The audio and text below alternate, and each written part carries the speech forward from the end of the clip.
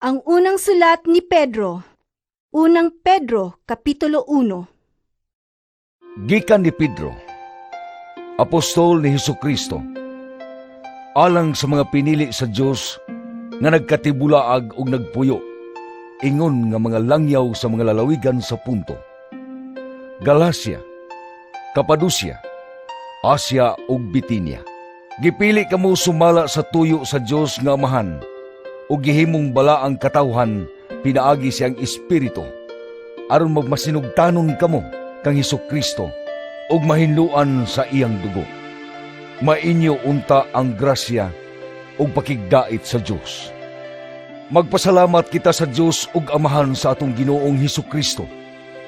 Kay tungod sa iyang dakong kaluoy, gihatagan kita niya og bag-ong kinabuhi pinaagi sa pagbanhaw kang Hesukristo.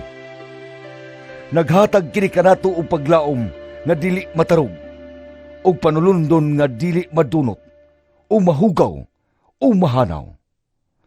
Gitaganan niya kini didto sa langit alang kaninyo. Pinaagi sa pagtuo gipanalipdan kamo sa gahom sa Dios, alang sa kaluwasan nga andam nang ipadayag sa katapusan nga panahon.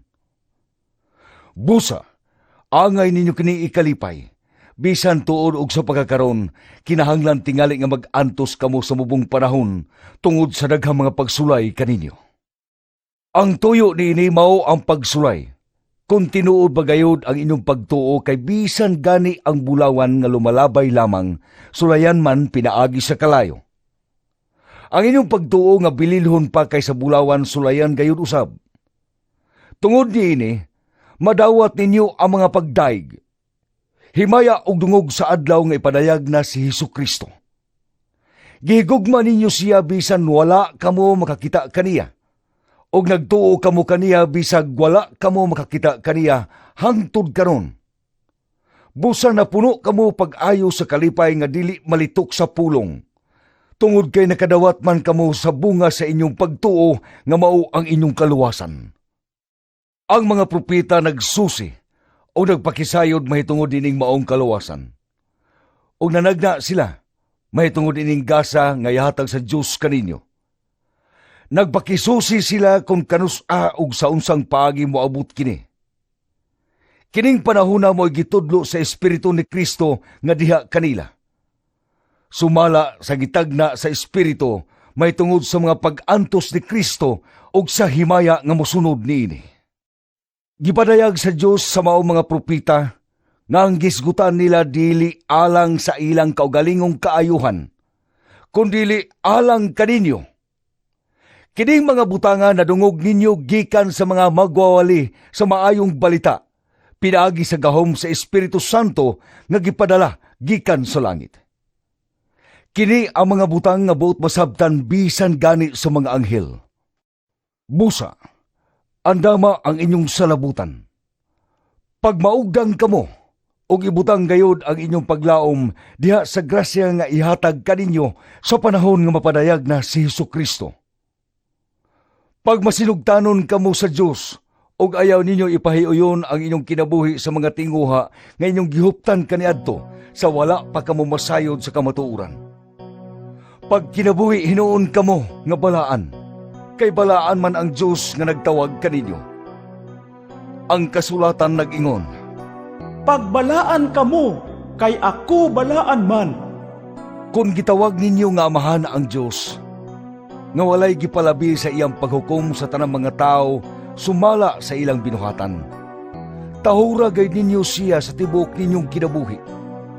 Nasayod kamo nga ang gibayad aron pagluwas kaninyo, gikan sa daotang pagkinabuhi nga inyong nasunod sa inyong mga katigulangan, dili butang nga kawad-an og bili, sama sa salapi o bulawan.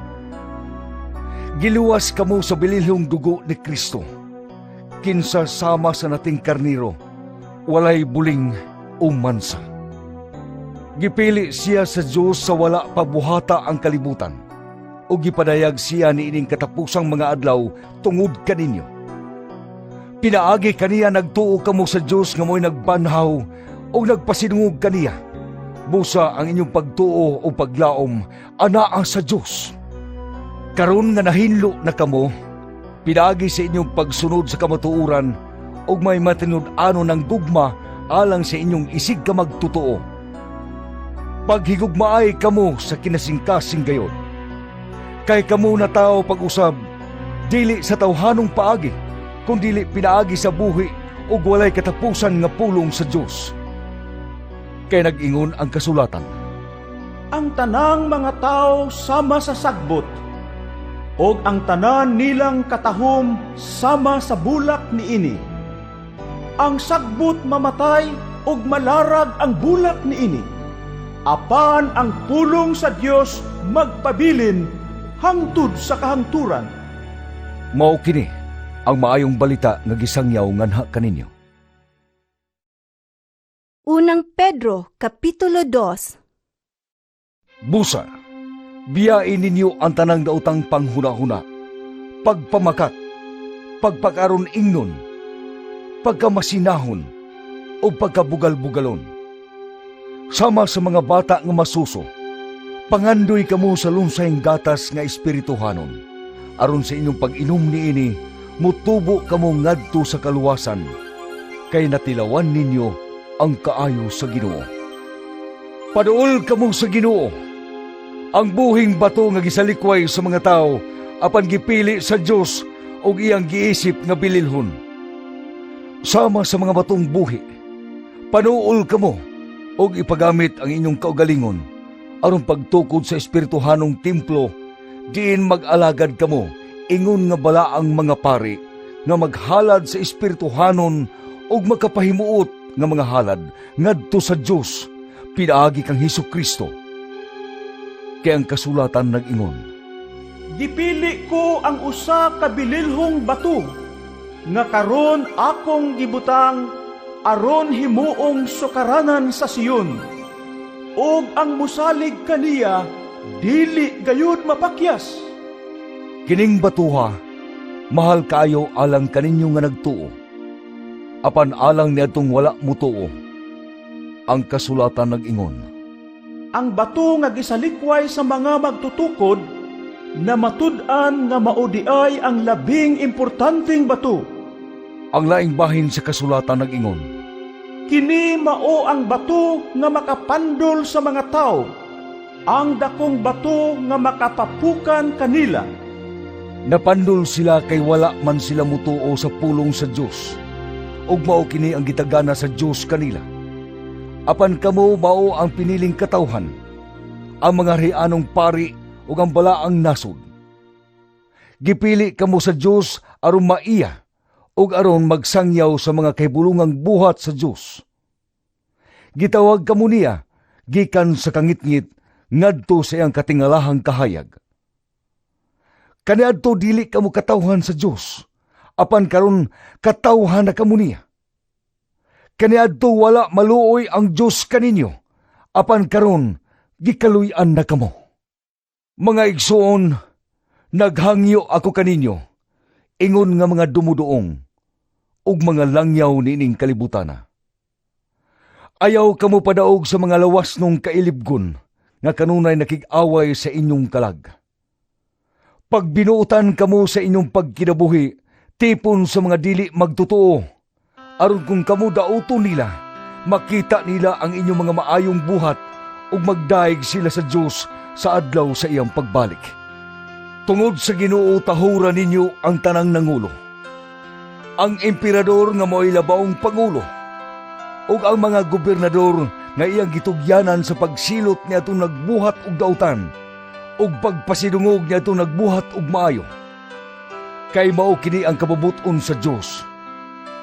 Buot siya nga masanta ninyo ang mga sulting walay hinungdan sa mga buang-buang pinaagi sa inyong mga maayong buhat. Pag kinabuhi kamo, ingon nga mga tao nga may kagawasan, apan ayaw kinigamita aron pagtabon sa dautan, kundili pag kinabuhi kamo, ingon nga mga ulipon sa Dios. Tahura ang tanang tao, higugmaa ang inyong isig ka magtotoo. Kahadluki ang Dios ug tahura ang emperador. Kamong mga sulugoon, kinahanglan magmasinugtanon o magmatinahuron sa inyong mga agalon. Dili lamang sa mga maluluyon ug maayo, kundili sa mga madaog-daogon usab. Kamo panalanginan sa Dios kung tungod kaniya inyong antuson ang mga pagdaog-daog. Kay dalaygon ba kung mag-antos kamo sa kastigo nga angay kaninyo tungod kay nakabuhat kamog dautan? Dili gayud. Apan kung giantos ninyo ang mga pagdaog-daog bisan pa sa inyong pagbuhat sumaayo, panalanginan kamo sa Dios tungod niini. Gitawag kamo sa Dios aron mag-antos. Kay si Kristo nag-antos man tungod kaninyo ug naghatag kaninyong panig-ingnan aron inyong sundon. Wala siya makasala o mamakak. Sa dihang gibugal-bugalan siya, wala siya mubalos sa pagbugal-bugal. Sa dihang gisakit siya, wala siya manghulga. Gisalig hinuon niya ang tanan ngadto sa Dios, ang matarong nga maghuhukom. Didto sa krus gidala ni Kristo diha siyang lawas ang tanantang mga sala, aron dili na kita magpakasala, kundili magkinabuhi na nga matarong. Pinaagi sa iyang mga samad na nga ayo kamo. Kamo kaniadto sama sa mga karnero nga nangasaag. Apan karon, gidala kamo pagbalik aron magsunod sa magbalantay ug tig-atiman sa inyong mga kalag. Unang Pedro, Kapitulo 3. Sa samang paagi, kamong mga asawa, kinahanglan magmasinugtanon sa inyong bana. Aron kadtong mga bana nga wala mutuo sa pulong sa Dios, makabig ngadto kang Kristo, pinaagi sa inyong maayong pamatasan. Dili na kinahanglan nga sila inyo pang sultihan, kay makakita man sila unsa kaputli ug kabalaan ang inyong kinabuhi. Dili ang pagpaanindot sa buhok o ang paggamit sa mga alahas o ang pagsulob sa mga mahalon nga bisti mao'y magapaanyag kaninyo. Apan tinguha hinuon ang katahom nga nagikan sa sulod ninyo. Katahom nga walay paglubad, nga mao ang malumo ug matamis nga kinaiya nga bililhon kaayo sa atubangan sa Dios. Ingon ini ang pagpaanyag sa mga balaang babae. Kaniadto nga nagsalig sa Dios ug nagtahod sa ilang bana. Ingon niini si Sarah nga mitahod kang Abraham ug nagtawag kaniyag agalon. Karon kamo mga anak nga babae ni Sarah, kung magbuhat kamo sa maayo ug dili mahadlok sa bisan unsa. Kamo usab nga mga bana, ilha ang kahuyang sa inyong mga asawa ug hatagi sila sa angay nga pagtagad, kay sila sama kaninyo. Makadawat man sa gasa sa Dios nga mao ang kinabuhi. Buhata kini aron walay makababag sa inyong mga pag-ampo. Sa katapusan, hiusahan ninyong tanan ang inyong mga huna-huna ug pagbati. Paghigugmaay kamo sama sa mga magsuon. Pagkaloy-anay ug pagmapaubsanon kamo. Ang dautan ayaw balusi og dautan. Ang panghimaraot ayaw tumbasig panghimaraot. Balusi hinuon kinig panalangin, kay gisaaran man kamo sa Dios nga iyang panalanginan sa dihang gitawag kamo niya. Kay ang kasulatan nag-ingon, ang buot mo pahimulos sa kinabuhi ug nangandoy og mga adlaw malipayon. Kinahanglan dili na magsultig dautan ug dili na mamakak. Kinahanglan likayan niya ang dautan ug buhaton ang matarong. Kinahanglan nga pangitaon niya ang pakigdait ug paningkamutan niya ang pagkabot niini. Kay ang Ginoo nagtan-aw sa matarong ug kanunay namati sa ilang mga pag-ampo. Apan talikdan niya kadtong nagbuhat og dautan. kinsa may magpasipala kaninyo kung kamo madasigon sa pagbuhat sa matarong. Apan kung paantuson kamo tungod sa inyong pagbuhat sa matarong, bulahan kamo. Ayaw kamo kahadlok sa mga tao ug ayaw usab kamo kabalaka. Pasidunggi hinuon ninyo sa Kristo diha sa inyong mga kasing-kasing ug himua siya nga inyong Ginoo.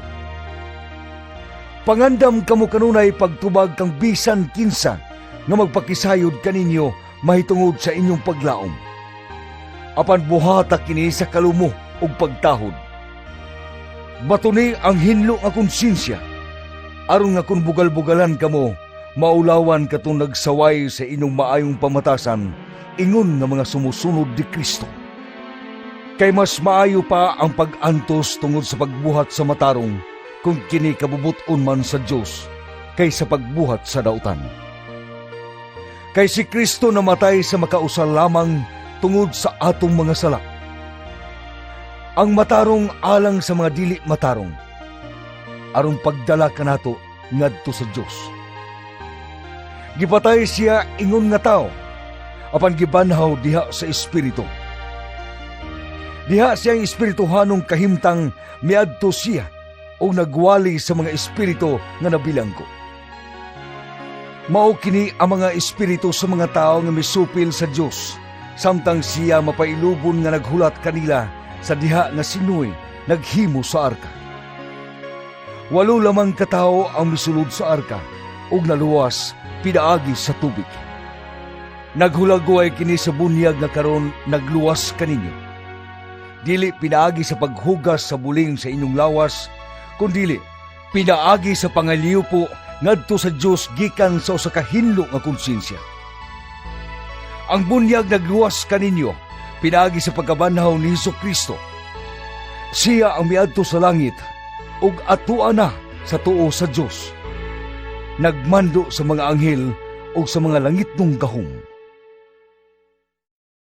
Unang Pedro, Kapitulo 4. Tungod kay si Kristo nag-antos man ni ining kinabuhia. Kinahanglan nga kamo andam usab sa pag-antos. Kay kinsa katong nag-antos ni ining kinabuhia, dili na gayud magpabilin sa pagpakasala. Busa sukad karon, pag kinabuhi kamo sumala sa kabubuton sa Dios ug dili na sa tawhanong kailibgon. Igo na katong inyong pagkinabuhi nga sama sa mga walay pagtuo. Ang inyong kinabuhi kaniadto na puno sa kalawayan, kaulag, paghubog-hubog, nanubra nga hudyaka, pagsigig inom o pagsimba sa mga Diyos-Diyos. Apan karon, ang mga walay pagtuo na hibulo nga kamo dili na muduyog kanila sa samang mapatuyangon nga pagkinabuhi. Og busa, gipakaulawan kamo nila. Apan maghatag una sila og husay silang kaugalingon ngadto sa Dios nga andam sa paghukom sa mga buhi ug sa mga patay. Mao kini ang hinungdan ngano nga ang maayong balita giwali usab ngadto sa mga patay. Kanila nga hinukman na diha sa ilang lawas nun nga kahimtang sama nga ang tanan pagahukman gayon. Kini giwali kanila aron nga sa ilang espirituhanong kahimtang magkinabuhi unta sila ingon nga ang Dios buhi man. Duol na ang katapusan sa tanang butang. Busa pagpugong o pagbantay kamo sa inyong kaugalingon aron makaampo kamo. Labaw sa tanan, paghigugmaay kamo sa kinasingkasing gayon, kay ang gugma nagtabon sa daghang mga sala.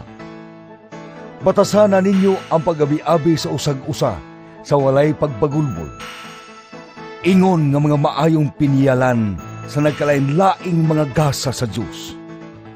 Kinahanglan nga gamiton sa tagsa-tagsa ang talagsaong gasa nga iyang nadawat gikan sa Diyos alang sa kaayuhan sa uban. Ang magwali kinahanglan nga magwali sa pulong sa Diyos. Ang nag-alagad kinahanglan nga mag-alagad sumala sa kusog nga gihatag kaniya sa Diyos. Aron nga sa tanang butang, daygon ang Diyos pinaagi kang Hesukristo, kay iya man ang tanang dungog ug gahom hangtod sa kahangturan. Amen. Mga minahal kong igsoon, ayaw kamo kahibulong sa mga mapait nga pagsulay nga inyong giantos. Ayaw kiniisipa nga talagsaong butang nga nahitabo kaninyo. Paglipay hinuon nga nakaambit kamo sa mga pag-antos ni Kristo aron magmalipayon kamo inigpadayag na sa iyang himaya. Bulahan kamo kung gipakaulawan kamo tungod sa inyong pagsunod kang Kristo, kay kini nagpasabot lamang ng mahimayaong Espiritu, ang Espiritu sa Dios anaa kaninyo. Kinahanglan nga walay usa kaninyo nga mag-antos tungod kay siya mamumuno o kawatan o malapason sa balaod o hilabtanon sa uban. Apan kung kamo nag-antos tungod sa inyong pagkakristohanon, ayaw ninyo ikaulaw kini. Pasalamati hinuon ninyo ang Dios nga kamo mga Kristohanon. Ang panahon sa paghukom ani ana, ug ang unang hukman mao ang katawhan sa Dios. Ug kung kita ang unang hukman, unsa ka ang dangatan atong wala mutuo sa maayong balita nga gikan sa Dios? Sumala sa giingon sa kasulatan, Kung lisod maluwas ang taong matarong, unsa pa kaha ang wala mutuo sa Dios ug ang mga makasasala. busa, kadtong nag-antos sumala sa kabubuton sa Dios, kinahanglan magbuhat sa maayo ug magtugyan sa ilang kaugalingon ngadto sa ilang magbubuhat nga matinumanon sa iyang saad. Unang Pedro, Kapitulo 5. Kaninyo nga mga pangulo sa iglesia, ako ingon nga pangulo usab sama kaninyo ug saksi sa mga pag-antos ni Kristo ug mag-aambit sa himaya nga ipadayag unya. Naghangyo kaninyo nga limahan ninyo pag-ayo ang katawhan nga gitugyan sa Dios kaninyo. At imana sila, dili tungod kay gipugos kamo, kundi tungod kay inyo gayong kabubuton sumala sa ipabuhat sa Dios kaninyo. Pagtrabaho kamo dili tungod sa suhol lamang, kundi tungod gayon sa tinguha sa pag-alagad. Ayaw paghari-hari kanila nga gipiyal kaninyo, aron inyong atimanon, kundi ipakita kanila ang maayong panig-ingnan. Ug inig-abot na unya sa Pangulong magbalantay, makadawat kamo sa mahimayaong korona nga dili mulubad. Kamo usab nga mga batanon, kinahanglan nga mutahod sa mga magulang kaninyo. Pagpaubos kamong tanan o pag-alagad sa usag-usa, kay ang kasulatan nag-ingon, Kontra sa Dios ang mga garbuso, apan maluoy siya sa mga mapaubsanon. busa, pagpailalom kamo sa gahom sa Dios, aron magtuboy siya kaninyo sa panahon nga iyang gitakda. Itugyan kaniya ang tanan ninyong kabalaka, kay siya nag-atiman kaninyo. Pagmaigmat o pagmabinantayon kamo, kay ang inyong kaaway nga mao ang yawa, naglibot-libot kaninyo sama sa leon nga nagngulob, nangita og tukbunon. Liguna ang inyong pagtuo og sukli siya, kay nasayod kamo nga ang inyong isig ka magtutuo sa tibuok kalibutan gisulayan usab sa samang alantuson. Apan human sa inyong pag-antos sa mubong panahon, ang Diyos mismo nga mao ang tinubdan sa tanang grasya ug mao'y nagtawag kaninyo sa pagpakig-ambit siyang walay katapusang himaya uban kang Kristo. Maghingpit ug maghatag kaninyo kalig-on, kusog ug sukaranan nga dili matarog. Iya ang gahom hangtod sa kahangturan. Amen. Sa pagsulat ko nining mubong sulat, gitabangan ako ni Silvano, nag-iisip kong matinud-anong igsuon. Buot kong dasigon kamo o pamatud-an kaninyo nga kini mao ang matuod nga grasya sa Dios. Pabilin gayud kamo diha niini. Ang inyong igsuong iglesia sa Babilonia nga pinili usab sa Dios, nangumusta kaninyo, ingon man si Marcos nga akong anak. Pagpangumustahay kamo uban sa halok sa Kristohanong gugma. Ang pakigdait mag-uban kaninyong tanan nga iya ni Kristo.